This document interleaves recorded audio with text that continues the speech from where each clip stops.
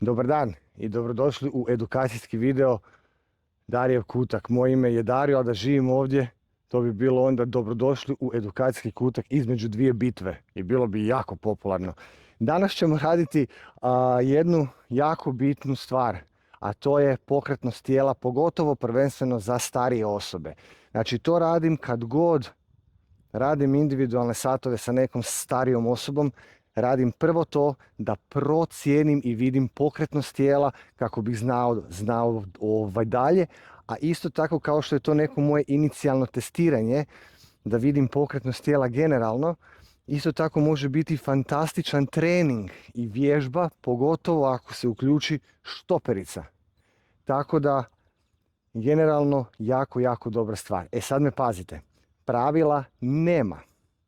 U ovoj vježbi pravila apsolutno nema. Ono što je jedino važno je koliko brzo, naravno sigurno morate poštovati tijelo svoje, koliko brzo možete doći iz stajaćeg položaja uspravno do ležećeg položaja na leđima, ustat se gore, spustit se dolje na trbuh i ustat se ponovno gore. Znači jedan cijeli ciklus, stajat, leđa, gore, trbuh, gore. To bi izgledalo nekako ovako. Neću žuriti da vam pokažem. Potpuno leć na leđa, glava, ramena, ruke dolje. Nakon toga se ustanem, pa onda legnem na trbuh. Potpuno legnem, ruke na pod i jedan obraz na pod. I onda se dignem. To je to.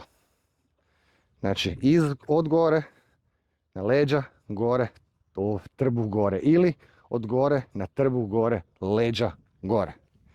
Pravila nema zašto. Zato što je cilj toga da ja vidim koji dio tijela favorizirate, koji vas dio tijela boli.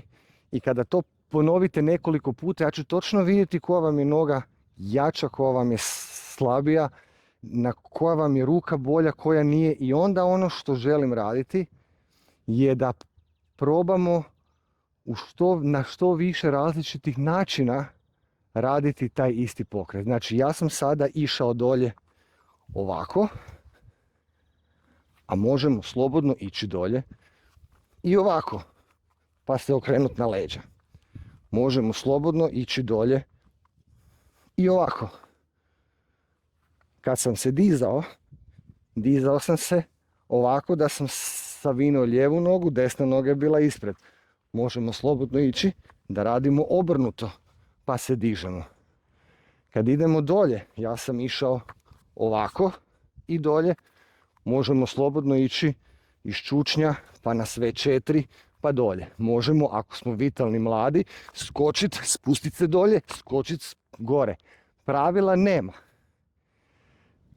I tu jako lijepo možete vidjeti koliko je osoba pokretna i jako lijepo možete djelovati da se prirodnim kretanjem tijela, pogotovo starije osobe, počnu gibati, počnu raditi. Ako im damo 2 puta po 5, 6, 7, 10 ponavljanja, 10 puta to rade. To im je fantastičan trening. Uz pravilo da pravila nema i uz napomenu da ako ikako mogu da probaju na što različitije načine ići gore i ići dolje. Ok? To je to. Ako želite, možete dodati još nešto.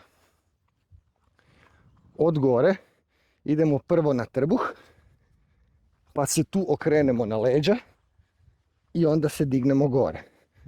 Pa onda idemo odavdje na leđa, okrenemo se na trbuh, pa se dignemo gore.